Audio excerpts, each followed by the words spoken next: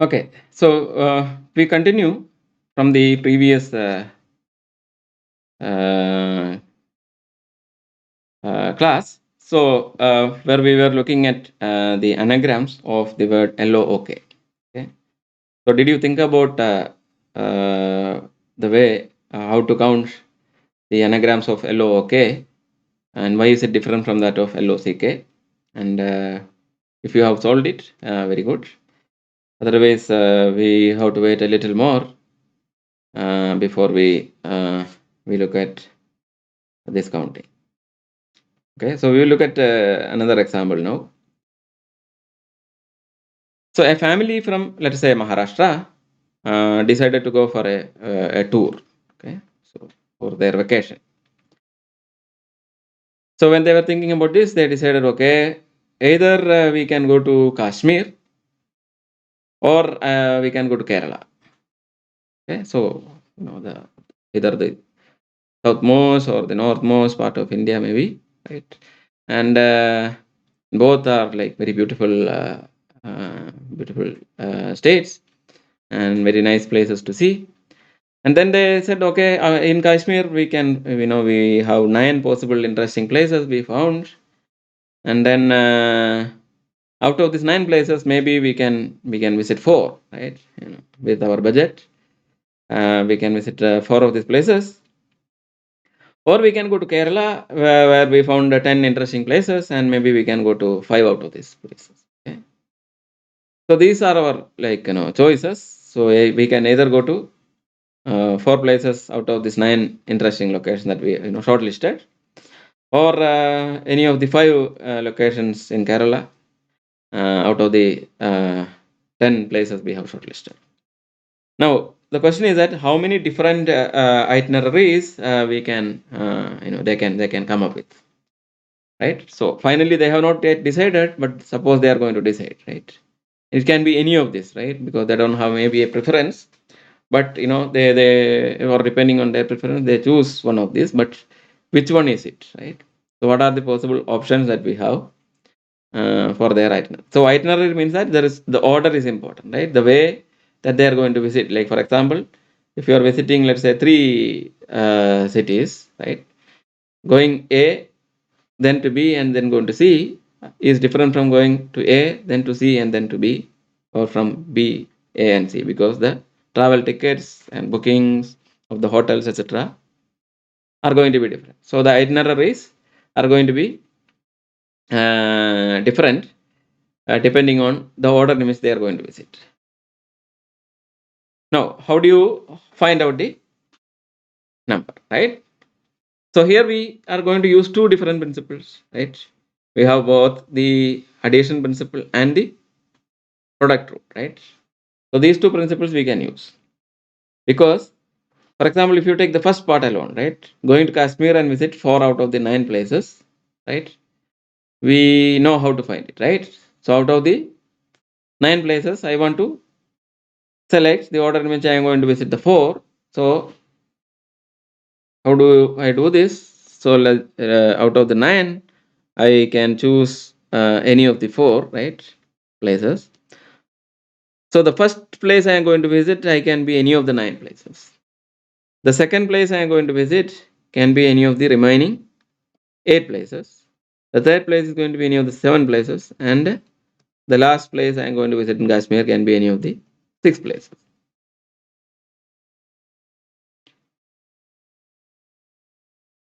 But they may not decide to go to Kashmir. At the end, maybe they decide, okay, we can either go to Kerala or to Kashmir, right? So maybe they, instead of the Kashmir, they have all these possibilities. And then this can be multiplied, right? Because the choices are independent. Or in the other case, they decide to go to Kerala, right? They have 5 possible destinations they can choose from the 10 possible available places, right? So 10 choices here, then 9 choices here, 8 choices here, 7 choices here, and 6 choices here. So multiply this and you get the possible ways to visit 5 locations in Kerala. But since it could be either this or that, we can, and they are disjoint choices, we can add using the addition principle, right? So therefore, the total number of itineraries is 9 choice number. I mean, like the 9p, the permutations, right? P, how many? 4 plus 10p5, right? So this is the answer, right? Or 9 into 8 into 76 plus 10 into 9 into 8 into 76. Right? So, so this is 11 into 9 into 8 into 7 into 6. So this is the total number of itineraries they can come up with. That's a huge number of itineraries, right? Okay.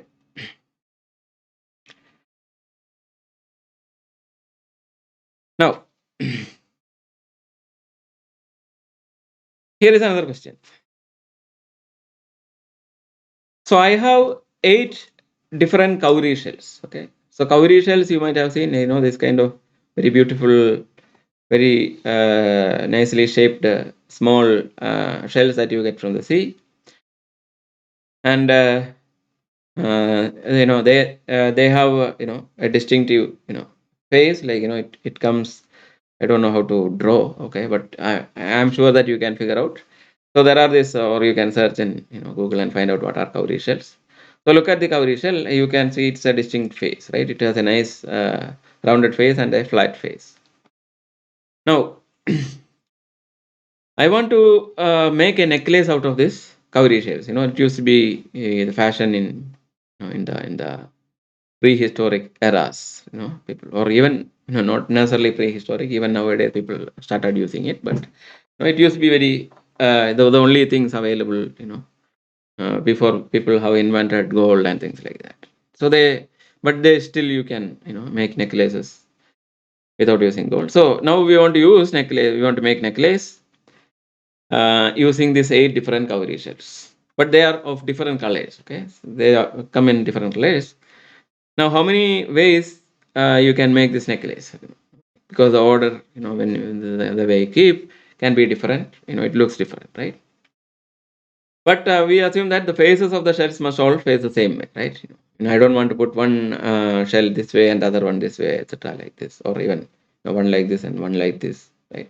That I don't want. So everything must be faced in the same fashion. So how many ways you can do this? Again, stop for a minute. Think about this question. Can we use any of the earlier use principles, or we want something new? Or maybe you need something that we already know and then something new, or like we can use many of the earlier things used here or just one of them. So whichever way, find it out. Now,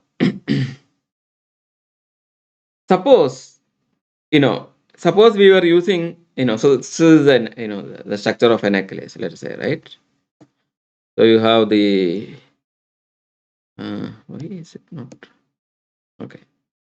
So you have this necklace, and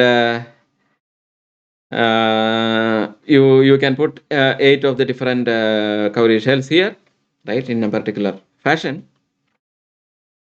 Now they are of different colors, so the order in which you keep are going to be different. But since it is a necklace, see, let us say, suppose initially, like instead of this necklace, we had let us say that we just break the necklace by putting a connector here, right? Let's say a connector here and the corresponding a male connector here maybe, and a corresponding female connector here, right? So I can put this thing together, right, one inside the other, so that it locks. If I was doing this, then or in other words, if I'm looking at a linear arrangement of the cowrie shells, right, in a line, right, so I can just open this up, it forms a straight line, right? But here is a special hook maybe, and here is another hook. So the way I'm going to put here are going to be different, right? So there are all possible permutations or linear arrangements of these 8 shells. So therefore 8 factorial ways I can do this, right? So the number of ways I can arrange in this line is going to be 8 factorial. But now, since I'm going to put this in this circular fashion, without using any of these connectors like this, then what I can say is that, see, if I take this necklace and just rotate it, right? I just rotate it this once, right? So this shell comes here, so this comes here, this comes here, this comes here, etc. So I just rotate the necklace. It is the same. No, it doesn't matter. Rotating a little bit does not make any difference. So if I rotate it, it is not going to make any difference. So therefore, if I had this 8 factorial arrangements, right, I take one of this, right, I put the into this form and then make this circular necklace. If I rotate, the thing, the cowrie shell which was here after the rotation will come here, right? Rotating it comes here. So I get a different permutation, but it's going to give the same necklace. So therefore, 8 factorial is not the correct answer because I am overcounting some of them. Now, how many times I am overcounting? So what you can observe is that since once I take any such permutation and make a necklace, if I just rotate it like and put this guy to this position or put this guy to this position, put this guy to this position, right? So any of this will give the same necklace, or in the circular fashion, they are all going to give the same order, right? Circular order is the same. So therefore, in the necklace, they are all going to be the same. But one necklace, one cowrie shell can sit in any of these 8 different positions. Once you fix the order, and everything else will rotate together, right? And therefore, there are exactly 8 possible ways for this guy to be moved around in the circle.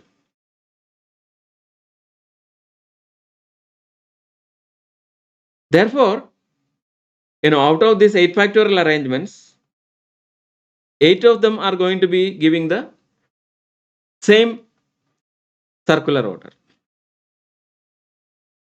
But now this is true for any given order, right? Any instead of this, I take some other arbitrary order, like then I do this again, the same thing. Each one corresponds to 8 cases in the linear order. So therefore, for all of them, I have exactly 8 possibilities which are giving exactly the same necklace. So therefore, I can divide by 8, right, intuitively. So I divide 8 factorial by 8. So I get 7 factorial, right? 8 is equal to 8 factorial divided by 8, right? 1 into 2 into etc. up to 8 by 8 is 1 into 2 into etc. up to 7. So this tells us that the number of possible arrangements of the necklace, the cowrie shells into a necklace, is 7 factorial.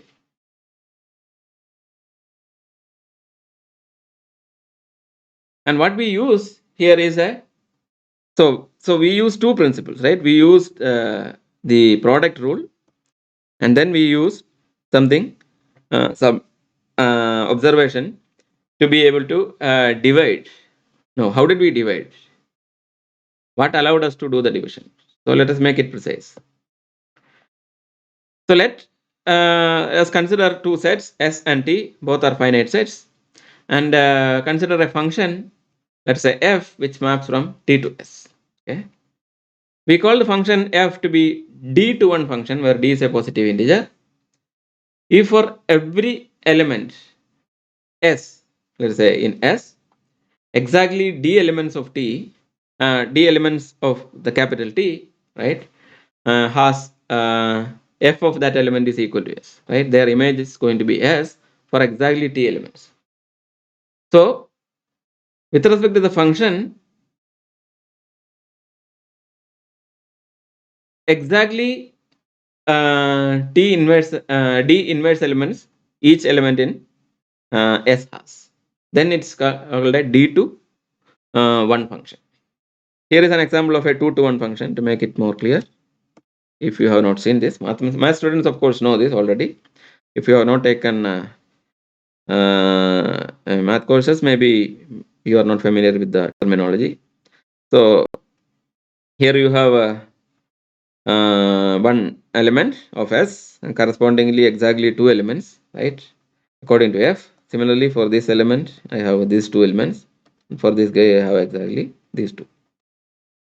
So, because the pre-image or the inverse elements of each of the element in S are going to be exactly 2, it's a 2 to 1 function. So, similarly, you define D to 1 function. Now, the division principle says that if for some function f there is this d to there is, for some function f which maps from t to s, that function f is d to 1, then cardinality of s is equal to cardinality of t divided by d for finite sets s and t. So you have sets s and t, and if for some positive integer d, right, we have f maps from t to s is a d to 1 function, then cardinality of s equal to cardinality of t by t. Once you see how this function behaves, it's immediately clear to us, right, intuitively. But we are going to form it as a division and say it as a division principle. And this principle can be used precisely when you can define such a d to 1 function. That is important. So here is a question. 40 students are there in a class, and 3 are going to be chosen as class monitors. Okay. Now, how many ways we can choose them? So from the previous countings that we have done, we can now see that, right, I want to choose 3 persons for the monitors. So for the first monitor, I can choose any of the 40 students, right? So there are 40 choices for the first monitor. Then for the other monitor, second guy, I don't, I am choosing 3 different people, right? So I cannot choose the first guy. So that I can choose any of the 39 remaining students.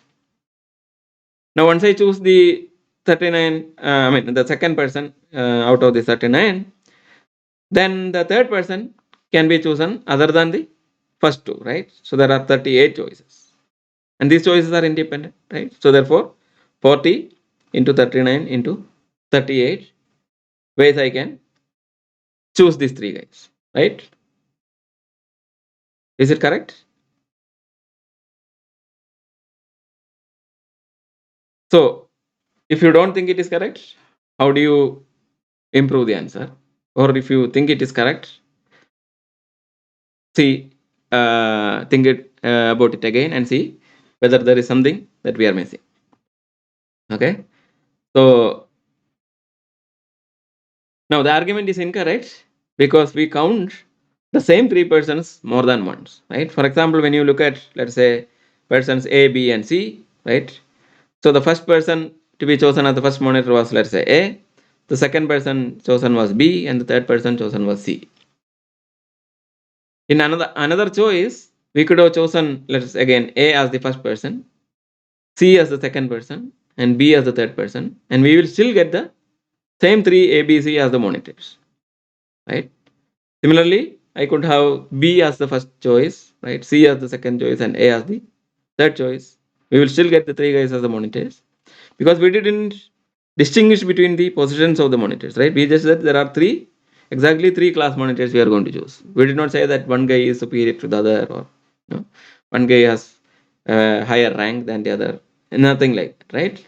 So therefore, all these, ABC or ACB or CBA, right? Each of these choices are going to give us exactly the same 3 guys. So which means that we have counted them more. So we already did some overcounting. So now can we do something to undo the overcounting, right? So we observe that in each of the cases, we do the overcounting also exactly the same number of times. Okay? Because if ABC are going to be the monitors, it could be either of this ABC, ACB, or then what are the other choices? BCA, right? PAC, or CAB, or CBA, right? And exactly these possibilities only, right?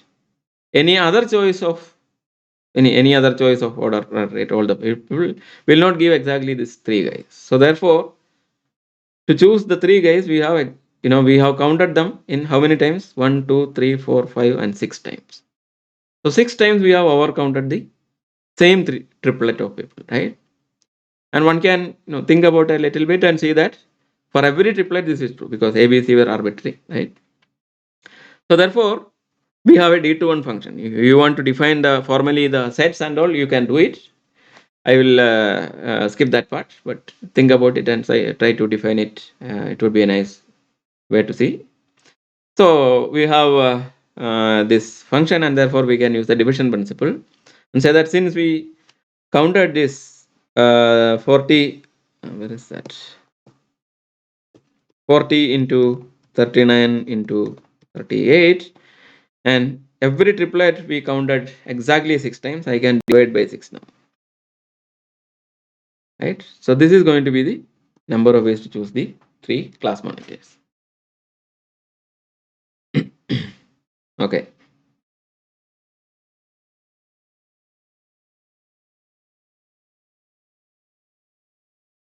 Now, now more generally, this same principle can be used to count the number of k element subsets of a set. So what we did precisely was to find a 3 element subset of this 40 element set, right? Because we wanted to just choose 3 persons.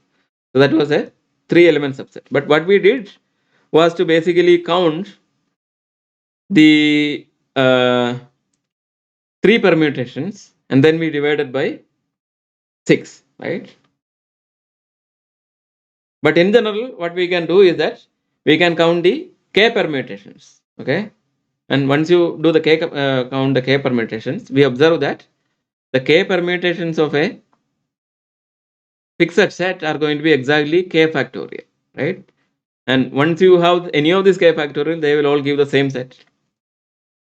So therefore, I can divide by the k factorial to get the total number of k element subsets. So to count the k element subsets, I can just use this, right? So first count the thing that we already know how to count, right? The k permutations, and then divide by k factorial. So we have the k permutations here, which is p and k, and then I divide by k factorial. So I get n factorial divided by n minus k factorial by k factorial. So right? That's n factorial by k factorial into n minus k factorial. So this is our a number of k element subsets. So we can count the subset by counting the k permutations first, right? Or listings, right? K element subset that we can list, right? Okay. So we denote this number by this way. We have seen this many times, I am sure. Math students definitely know. So n choose k is called n choose k. You read this. So this is the standard notation to say that we are going to choose k element subsets of an n element set, right? That is the number of ways to do this. The number of k element subsets of an n element set, n choose k. Now, this number is called the binomial coefficient. Okay, kth binomial coefficient of n, and the reason is because this appears in the well-known theorem called binomial theorem. So, what is binomial theorem? So, binomial is a polynomial with exactly 2 terms. So you have these 2 terms, and that is called a binomial. So x plus y is a binomial. Now I take the binomial and take the nth power of it, right? So it's basically product of n copies of x plus y, right? So x plus y is its factor. There are n copies of this factor. So how do you expand this, and what are going to be the terms, right? So binomial theorem says that this expansion is precisely summation k is equal to 0 to n choose k, x raised to k into y raised to n minus k. So what we know is that when you take the product, you can only have as factors either terms coming from the monomials coming from x and y, right? Every factor must contribute one of the factors x or y. So it will be some power of x and into some power of y, right? These are going to be the terms. All the terms are going to be this way. So it can be x raised to 0, y raised to n, right? Or x raised to n, y raised to 0, or x square and y raised to n minus 2, or any of these things. Now, how many of these guys are there, right? So to basically, so if you want to write, there is going to be like many terms coming here, right? So we don't want that. So we want to write them together. All the similar terms I can put together. But how many of them are there? The binomial theorem says that precisely n choose k terms of the form x raised to k, y raised to n minus k are going to be there. Why is this? Well, this is immediate actually. If you look at the product x plus y whole raised to n. So what is x plus y whole raised to n? It is x plus y into x plus y into etc. x plus y, right? Now how do I form the term x raised to k, y raised to n minus k? To form x raised to k, y raised to n minus k, I should be able to choose exactly k copies of x, and the remaining all must be copies of y, right? Because I don't have a choice but to choose from every factor at least once, right? Because the product has all these n terms, they are multiplying. So from each of this, I have to choose one, right? So how many ways I can choose x raised to k? The remaining must be all y. So there is no choice, right? So if I choose k of the x's, then I am done. So how many ways I can choose k x's? Well, so we have exactly n right factors, right? X plus y, the first copy, second copy, etc. nth copy. So after these n copies, I decide which of the k copies I want to select the x from. So how many ways I can do this? Exactly n choose k ways. So the n choose k ways I choose x raised to k. The remaining all terms I don't choose, right? Whatever is except for this set, everything else, the complement, all the n minus k sets are going to give exactly y, because otherwise the power of x will increase, right? So therefore by definition of n choose k, we can see immediately that this is coefficient of x raised to k, y raised to n minus k is exactly n choose k. Now how many terms can appear? Well, k can be either 0 or 1 or 2 or up to n. So therefore x raised to k, y raised to n minus k, summation k equal to 0 to n choose k. That is the expansion of x plus y whole raised to n. So that is the binomial theorem.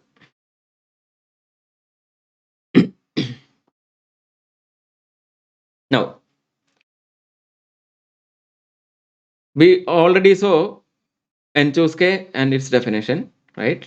It is n factorial by k factorial to n minus k factorial in one way, or we said that k element subsets of an n element set. Now the claim is that there is some kind of symmetry with the what is called the binomial coefficient, right? N choose k is precisely equal to n choose n minus k for every k. K can be 0, 1 up to n. So for each of these values, n choose k is equal to n choose n minus k. Now can you prove this? Okay.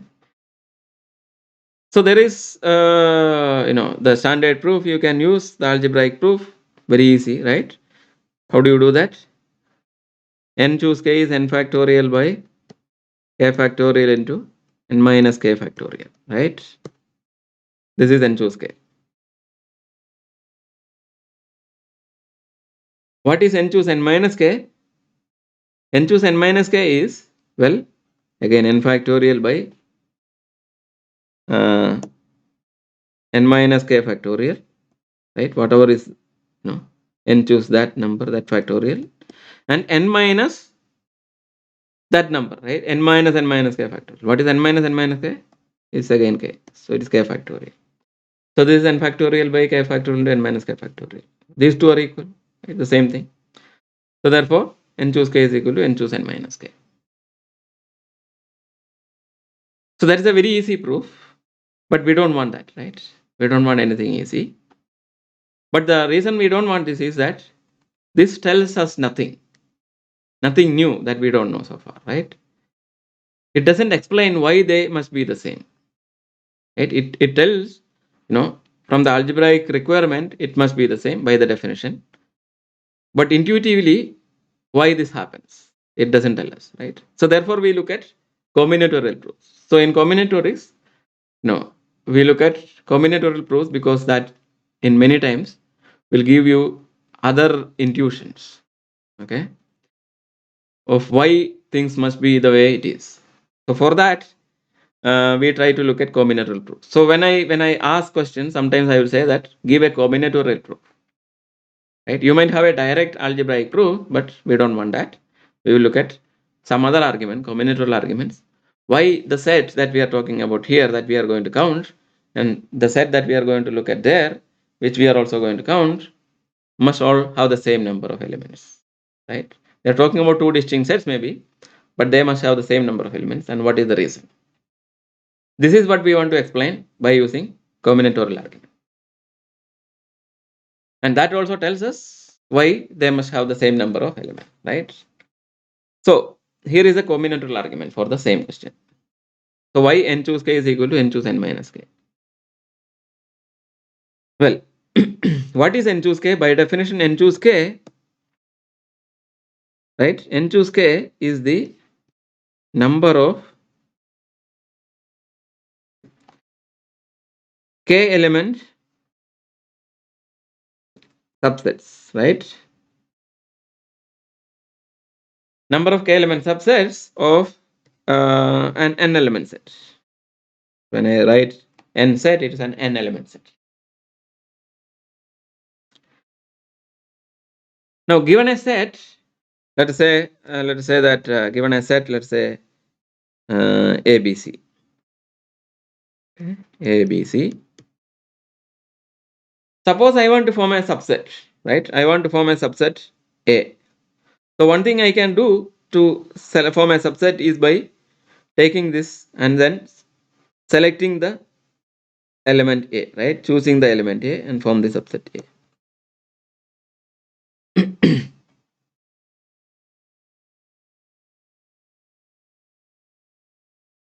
On the other hand, I can form the subset, A by,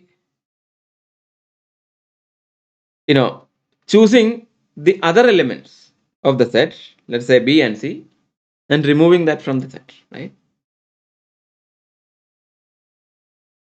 So if I want to choose a k element subset, I can decide which k elements I want to choose, or I can say that, okay, I don't select these k elements, I select the n minus k elements I don't want. How many ways I can choose? N choose n minus k ways, and throw them out, right? So I choose the n minus k elements I want and then throw them out. That will give me a k element set, right? And for any k element set, I can do this, right? I can choose an n minus k element sets which I don't want, throw away those guys, then I get an k element set. So choosing the n minus k element subset is precisely choosing the k element subset also, right? Its complement. So therefore,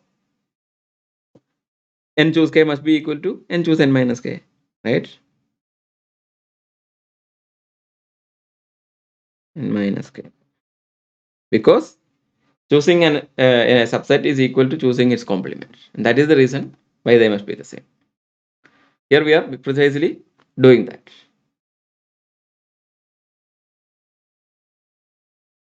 Now, here is another claim, right? n choose r. Okay, r is some integer less than n, positive integer less than n. N choose r is equal to n minus 1 choose r minus 1 plus n minus 1 choose r.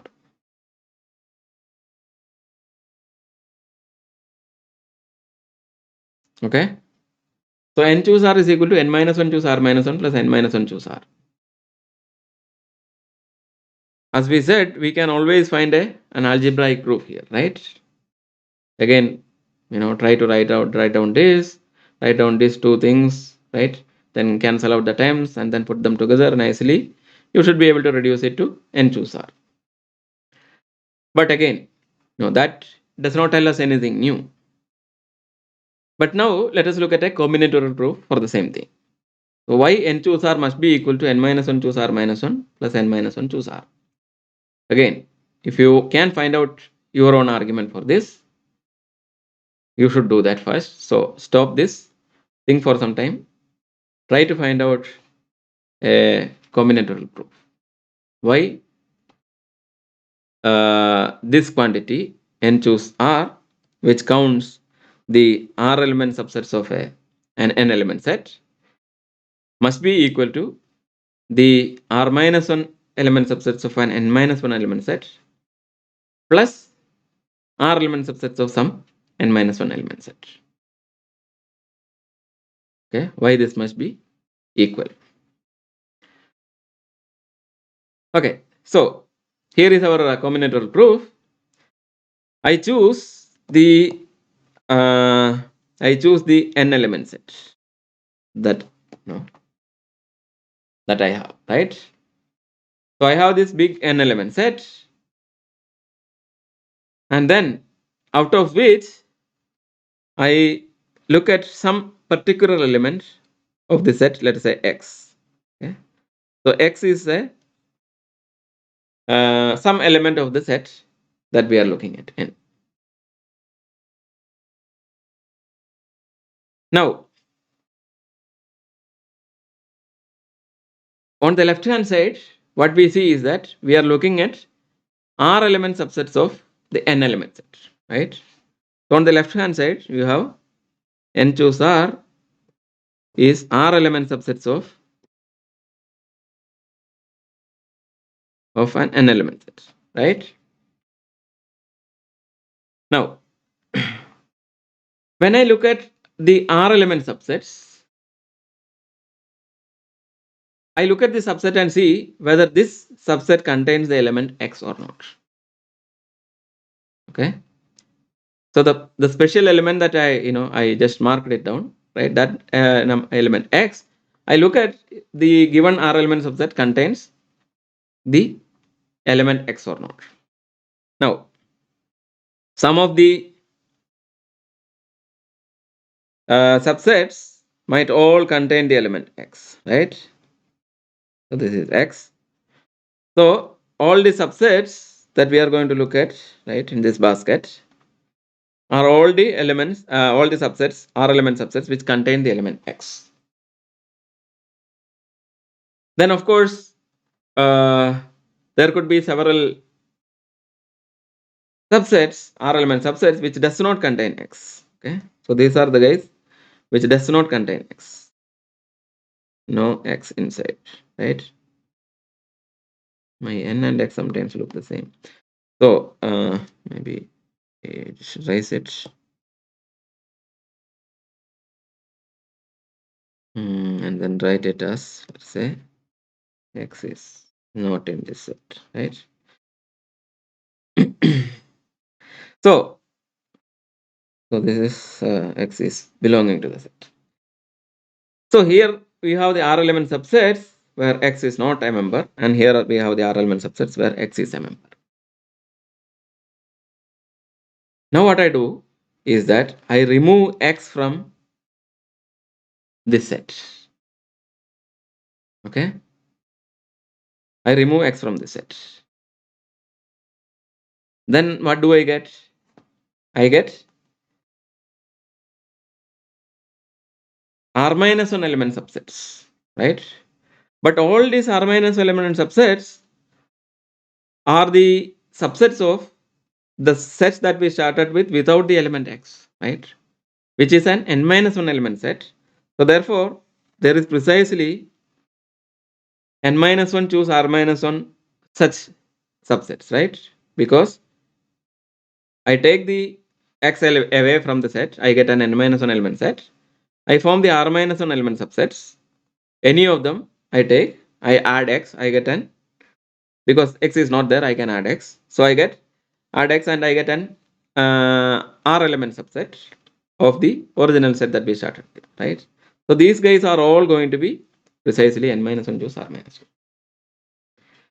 On the other hand, here we are looking at r element subsets, but these subsets are all without the element x, right? So x is not there. So therefore, they are also all the r element subsets of the set without the element x, right? The starting set minus x. So again, it has only n minus 1 elements.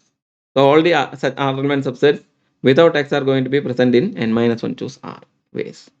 Therefore, this is precisely the number of ways we can produce these. But they basically exhaustively count all the r element subsets of the set that we started with, right? That is how we arrived at these two baskets, right? So therefore, they must be the same. So this shows why n choose r must be equal to n minus 1 choose r minus 1 plus n minus 1 choose r. Okay. Now here is a claim: n choose 0 plus n choose 1 plus n choose 2 plus etc. plus n choose n is equal to 2 raised to n, right?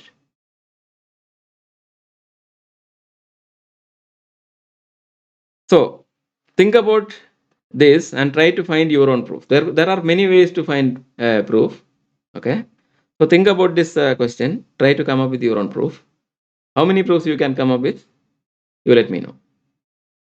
Okay. So n choose 0 plus n choose 1 plus n choose 2 plus etc. n choose n is equal to 2 raised to n.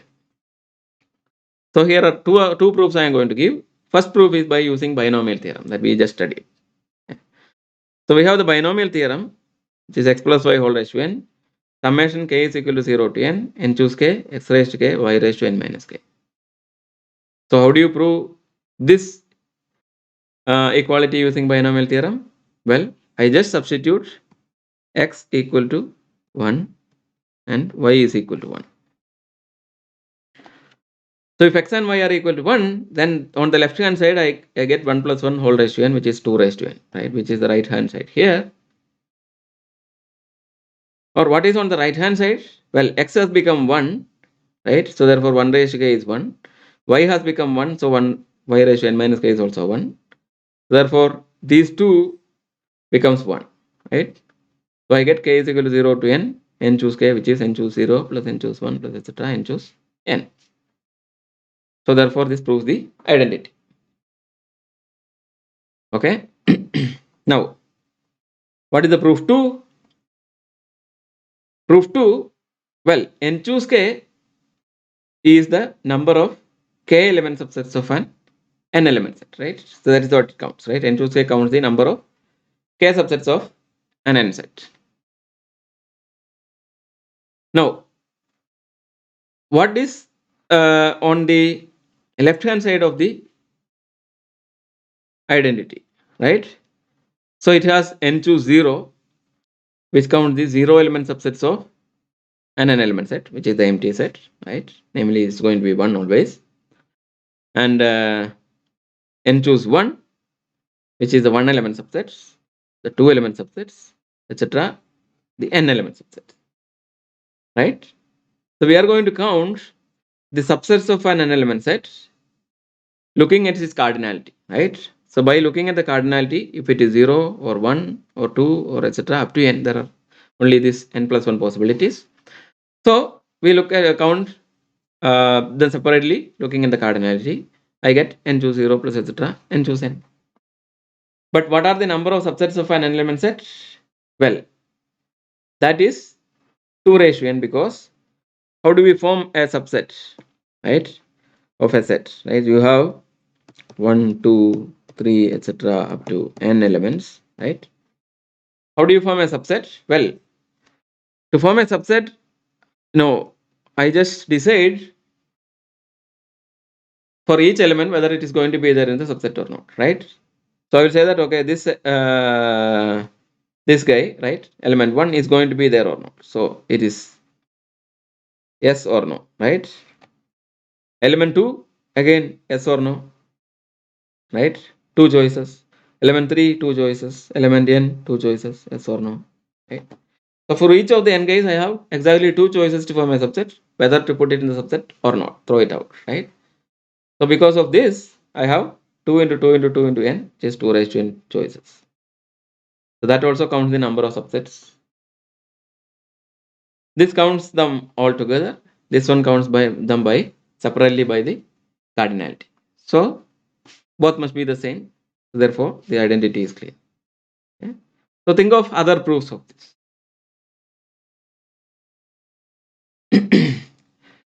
Now I want to introduce you to something that many of you may have seen.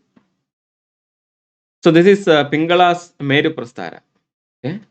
So Pingala's Meru Prastara is known to be discovered by Pingala, who was a very famous what is it called, like, person who studied the meters and basically language expert from ancient India in Sanskrit.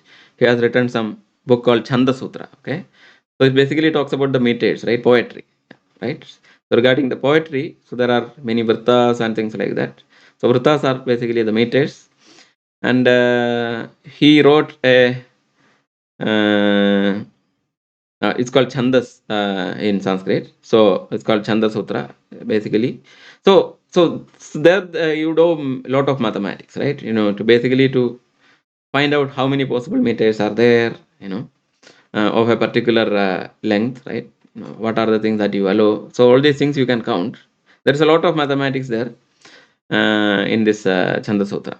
Okay, this is known to be somewhere in the BC 600 or earlier, just maybe after Panini or something. So his lifetime is around that time. So many thousands of years before. So he has described what is called Meru Prastara. So Meru means it's a name of a mountain in that in the olden days. So a particular mountain, a very famous mountain, and so there is a like mountain like structure. So that is the reason it's called Meru Prastara. Okay. So basically you put 0, choose 0, right, which is 1 as the top. Then you put 1, choose 0, and 1, choose 1, right? Then 2, choose 0, 2, choose 1, 2, choose 2, etc. For each integer you put this. So this continues basically. Okay. So this is the mountain that he is talking about, right? It has a nice structure. So these numbers you can put, and then you can see this is going to be 1, 1, 1, 1, 2, 1, 1, 3, 3, 1, 1, 4, 6, 4, 1, etc. Which are the binomial coefficients basically, right? That as we saw earlier, which is appearing, right? The kth binomial coefficient appears at the k plus 1th line, and we have this nice triangular way, which is called Meru Prastara, or later Blaise Pascal discovered this called Pascal's triangle also. Maybe that is the way you have heard, but the name should be Meru Prastara because more than 2000 years before Pascal, this was discovered. So even before, I don't know, maybe people have discovered, but what we know, the earliest discovery by Pingala. So it is Meru Prastara, and this triangular formation has very nice properties. Here you can find. Okay, so some of these properties you should try to figure out yourself. So play with this. Okay, look at try to make this triangle. Look at what all possible properties you can come up with. Whatever you find yourself, also let me know. Right, you can just send me some of these nice properties that you find, and write it down and send to me. I will see. Maybe we can look at these properties and try to come up with some uh, some more questions regarding this. Okay, so this is the homework I want to give you, right? Just play with Meru-Prasthara or Pascal's triangle. Try to figure out many of its interesting properties. So let me give you one property just to just as a as an example, right? So let me take this kind of a diagonal, right? I start from the top. I go 1, 2, 3, 4. Let's say whatever 5. Whichever how many times I want I can go. Now I just add up these elements. Okay, add up this 1 plus 2 plus 3 plus 4 plus 5. I will get 15. That is precisely the element that is going to appear here. For anything, right? I have 1 plus 3, right? This one is going to be 4, right? Or 1 plus 5 plus 15 is going to be 21. So this way I can find out that no matter how much I go, I can see that this property is true, right? So similar many properties are there. Like you can draw in many different diagonals, many different things, properties you can observe. So try to come up with such nice properties. We will give an example based on this property I showed you. In fact, to prove this property using the binomial coefficients. Okay. So maybe you can try to formulate this property on your own. So I will not write the exercise now. You think about this, and by the next class, try to come up with a, a formulation and maybe a proof. Okay, so we will stop for today and continue the next class.